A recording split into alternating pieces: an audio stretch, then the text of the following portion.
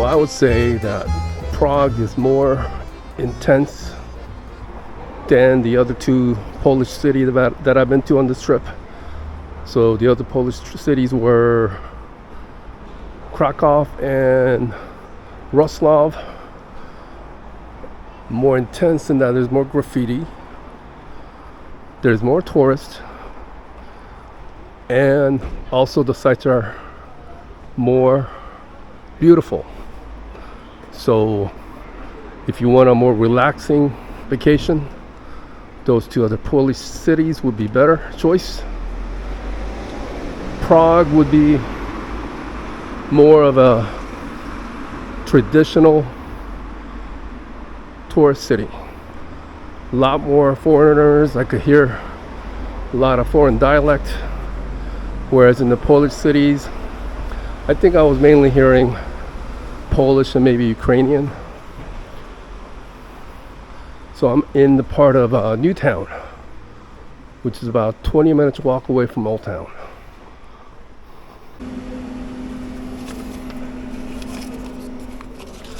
Okay, I have to get some cash for the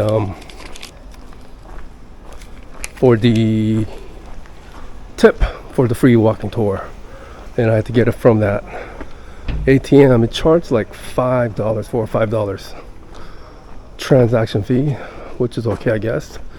But all these ATM machines in Europe, they'll offer a conversion for a huge amount, like 10%. Don't ever take that conversion. Your bank will offer a better rate. 60. There you go. Oh my god. You don't have change? Yes. Oh, okay.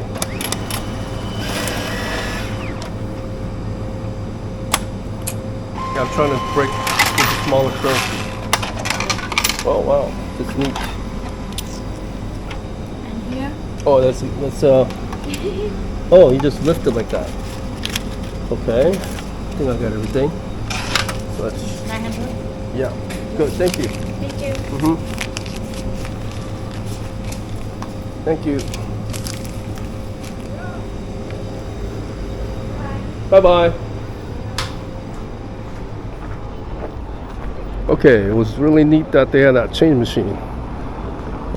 All right, so I'll show you what the currency looks like. I think it's called the Polish krona. They don't use a euro yet.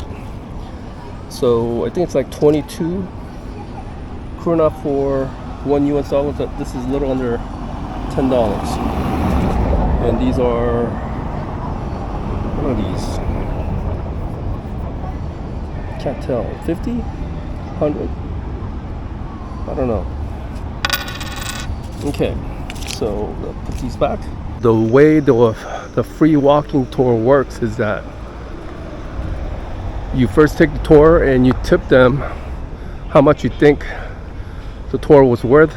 The recommended tip is $10 per person. You could tip a little more or less depending on your situation or how you felt the tour was.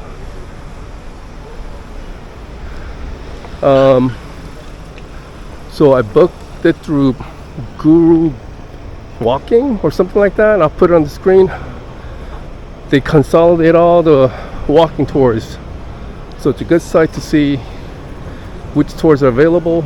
But the actual company doing the tour is 100 Spires. I chose them because they have all these YouTube videos about Prague.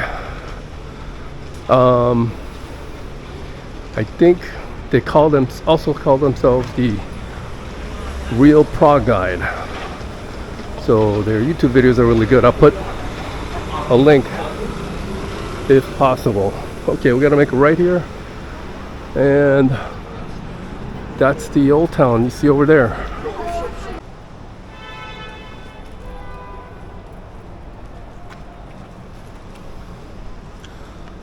So there's a lot of Vietnamese food, Vietnamese restaurants.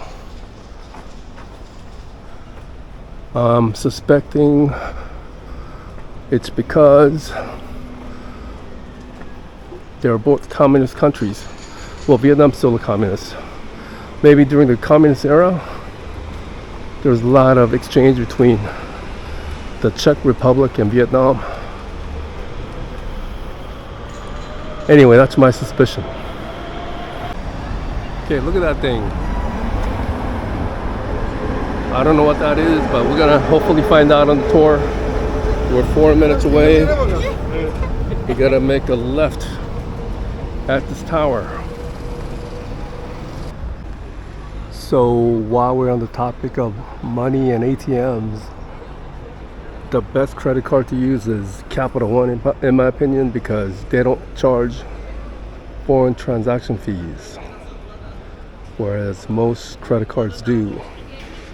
And the best ATM is Charles Schwab checking, because they will reimburse the transaction fees. So I'll go home and see if they reimburse that $4 transaction fee for the ATM withdrawal. So that's the walking tour, and they're gonna begin in about 7 minutes. They say they'll divide the group into smaller groups. So Nachikope means near the moat. This is the moat, and that's the gate, the powder gate, I think. And there was a wall here. And then Stara Mesto means old city, and it has a district name. So this used to be all walls and moats. Moat is still there, they said. If you dig underground, the moat is still there. Okay, so this is Grand Cafe Orient. It's the only Cubist cafe in the world. But most of Prague's architecture is from, what, 900 years ago, 800 years ago, 700 years ago, because it wasn't destroyed during World War II. So it's kind of pristine. And it has a lot of influence from Germany and Austria. A lot of the street names are named in German. It was part of the German and Austrian Empire, so that has a lot of that influence.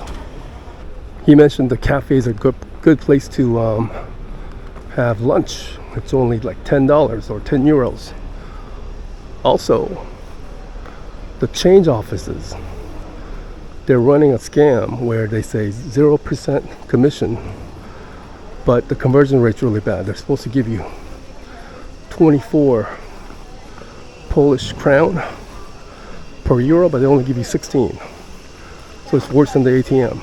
It says University of Carolina, but Carolina means of Charles IV of the Bohemian Empire. And by the way, that's what North Carolina, South Carolina is named after. I did not know this. North Carolina was named after Charles IV of the Bohemian, the Czech emperor. I think he lived around 1400s. Same thing for South Carolina. So that university is 700, 800 years old. And by the way, tuition cost in the Czech Republic is zero. They pay nothing as long as you speak Czech language. I should be sending my kids over here, have them learn Czech language. I got 2 kids going to college. I'll be saving a lot of money. This is not what he looked like. Okay, so has anyone been to Salzburg already? And if you go to Salzburg, there's an exact same statue there. So it's a statue used to represent Mozart. The statue is from an American author. Her name is Anna Kromi. And the director who directed Amadeus was a Czech director. I don't know his name, but maybe I'll put it on the screen. He also directed One Flew Over the Cuckoo's Nest, Man on the Moon with Jim Carrey. Both great movies. Oh, by the way, the guide's name is Jacob, I think, is the way he pronounced it in Czech language. Great tour so far. He also told me why this country, was called the Bohemian Empire. Well, you know, I thought Bohemians meant an artist, and it does, but there's another definition, and that was this area when it was an empire. It was called Bohemia.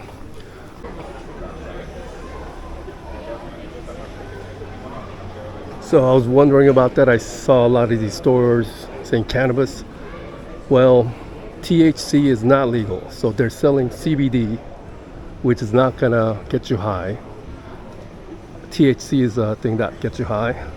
He also mentioned these are not traditional Czech pastries. They came from Hungary, I think, 10 years ago. Okay, that says Old Town Straminsky, I can't pronounce it, but that means Old Town. Now we're headed to the clock. Das hört sich gut an, oder? Ah, sehr schön. Sehr schön. Gut. Sehr gut. Ruh gut aus.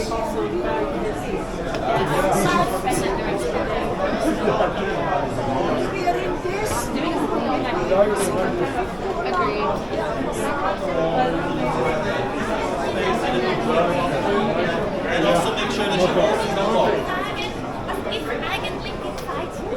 This side. Okay, it's about to start the animation of a 600-year-old clock. This, by the way, is not a church, it's a town hall. There it goes. So those four figures, 3 of them are saying no, but the death is saying yes, and he's turning the hourglass. And there's 12 apostles over there. Rooster. And the rooster's crowing.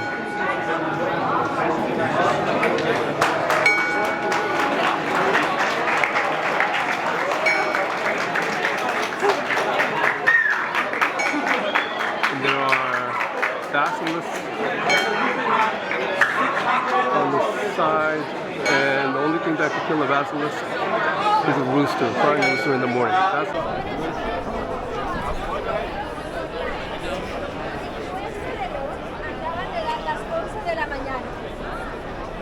Pero nosotros hemos cambiado el horario.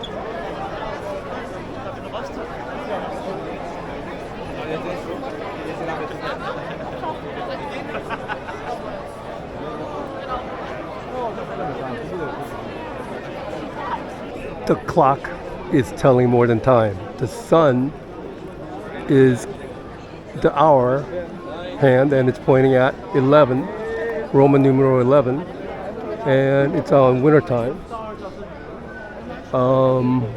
It also tells you how long it's been since sunset. The numbers on the black numbers on the outer ring tells you number of hours since the last sunset, and the blue represents the daylight, red represents night. So it tells you how many hours of sunlight we're going to get, and during the winter, nighttime is longer, so the sun will, the dial that it's on the sun will shrink, so the night is longer. And it also tells you the phase of the moon, which is a black thing there. The black circle is the moon, and right now it's new moon. It's black. The other side is white. And it also tells you the sign of the zodiac that we're on. We're on end of Gemini and beginning of Leo. A lot of information.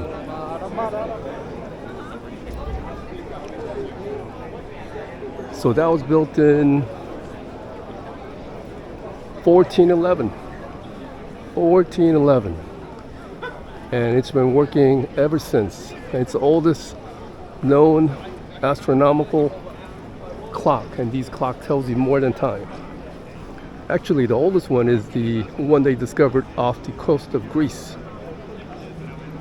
I don't know how to pronounce it, but it's like over 2,500 years old. It told all that information and more. It even predicted eclipses. So that's considered to be the first computer, 2,500 years old, discovered off the coast of Greece. Okay, so this is a guy that was kind of like Martin Luther. He rebelled against the Catholics 100 years before Martin Luther. And basically, he was burned alive, and of that guy who rebelled against the Roman Catholics, there was a 30-year war where like 17 or 7 million people died, and most of Czech people are not religious. 80% are like atheists, and like 10% Roman Catholic, 1% Protestant, and a few other percentage for like 5% for Orthodox. And on that square there was a Roman Catholic church and a Protestant church. Formula one is děkuji. Yeah. Ku. Yeah. Děkuji. Děkuji. What you said means thank is you. děkuju, which is a Prague accent. Yeah, so in Prague we have a dialect, and we say do děkuji, say děkuju. Yeah, but it's really close. And how do you say please? It's prosím. Sim. Right. And how do you say you're welcome? Není zač. Ni Zač. It means like for nothing. And what do we say when we enter? When we meet somebody? We say dobrý den. It means good day. Yeah, the Czech language is too complicated. I'm gonna just try to remember one word. Děkuji. Děkuji means thank you, I think. If I could just say that, mission accomplished.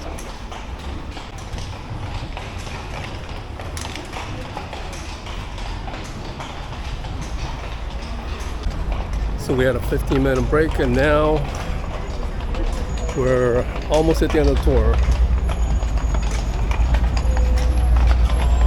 Great tour so far, and he's gonna give the castles tour, which I've already signed up for at 3 o'clock. Hopefully I get him. Oh, this is the Kafka sculpture. Okay, so we are now gonna go into the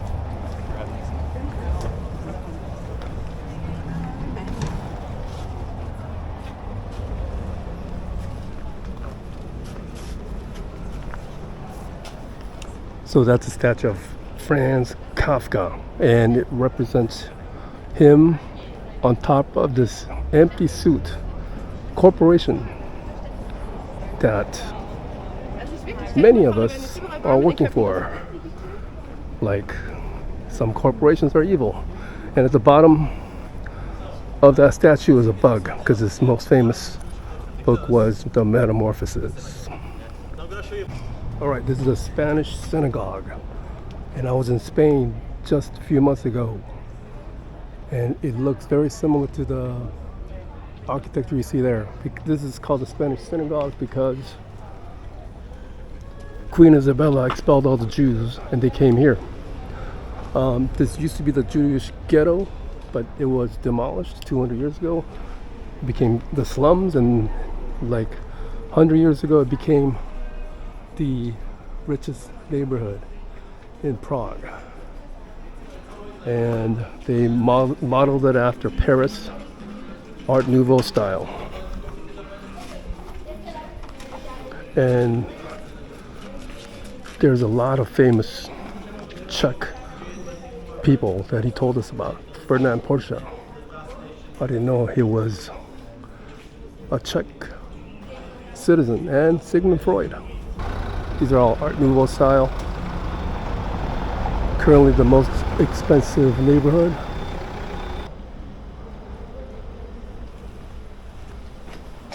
So those are called Stolpensteins, stumbling stone. It shows the Jewish people that lived there and died. They were deported to Auschwitz and were murdered. There's over 100,000 of them all over Europe. So he also told us what Kafkaism meant. I heard of the term, I didn't know what it meant. It means like a book or a movie or story where you don't know whether it's real or you're imagining it. So in the story Metamorphosis, the lead character turns into a bug and then he gets a call from his boss. Kafkaism. So this used to be the Jewish ghetto, but now it's the most expensive street in Prague. 60,000 Jews used to live before the war, now only 2,000. 60,000 or 600,000, one of those. And that is a communist building. It's called brutalism style. Not that it's brutal. Brut in French means wall. It has a lot of exposed walls.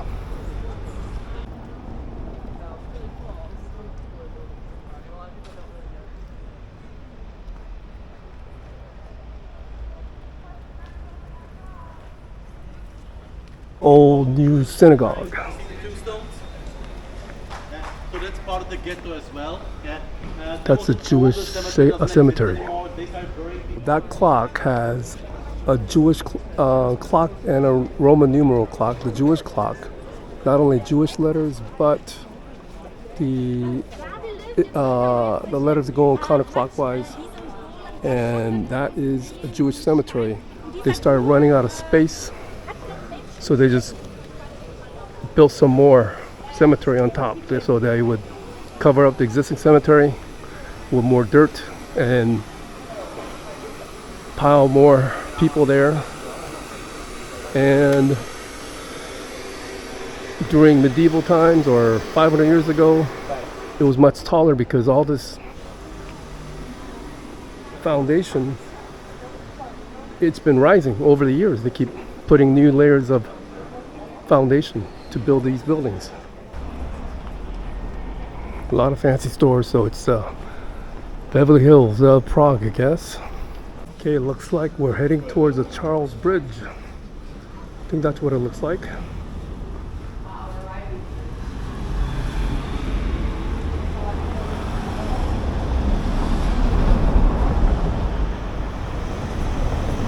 That's Charles IV, and that's what the bridge is named after. This was the administration building for the bridge, administered by the Knights of Malta. I'm gonna go to Malta in my trip, looking to find out more information about them. This is the Charles Bridge.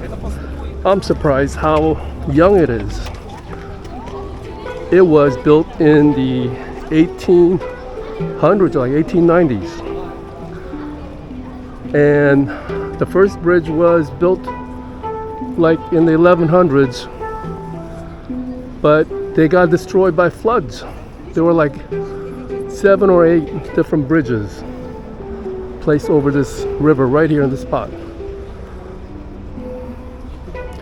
But they all got destroyed by floods, and the Knights of Malta only allowed one bridge to be built. This one. For all those hundreds of years. So there was only one bridge over this river until the 1890s or late 1800s, when the Knights of Malta were kicked out. Now they have over 30 bridges.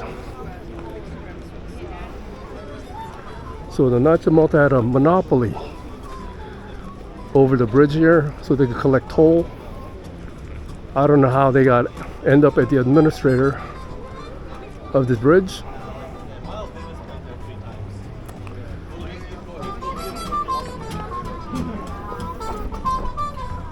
Okay, it's a fantastic tour so far. I think we're nearing the end. We've been doing the tour for 2.5 hours. And he said we're gonna end up at the John Lennon wall. You know, this is the best walking tour I'm on this trip. So best out of the 3. So Prague is winning so far out of the 3 cities I've been. They have the best tour, best hotel, and probably the sights are the most beautiful.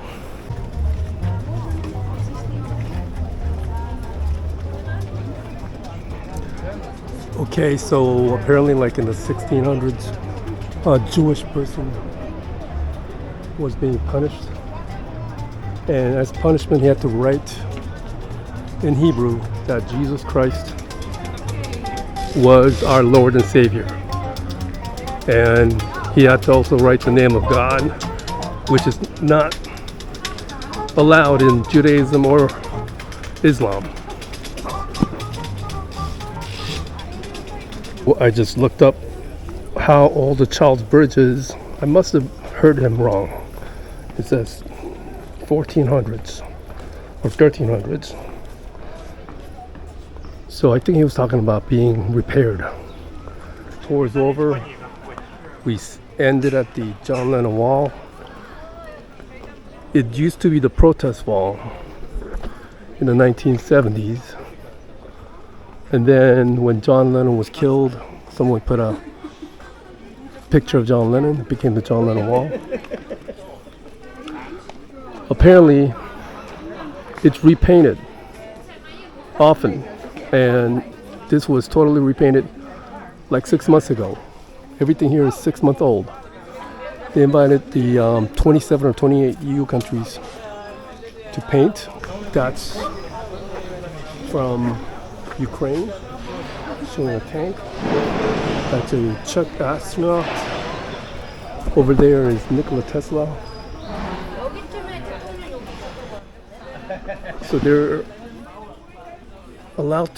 people are allowed to make small graffiti, but you can't make the big ones.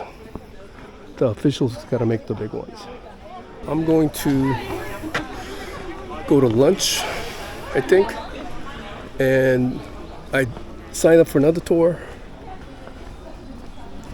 the castle tour. But I think I'm gonna make this the end of this video and make the castle tour another video.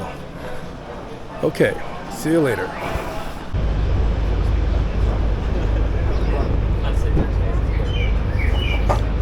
Look where I am back for lunch. This restaurant, Gorica. Cafe Gorica restaurant. Small burger? Yeah.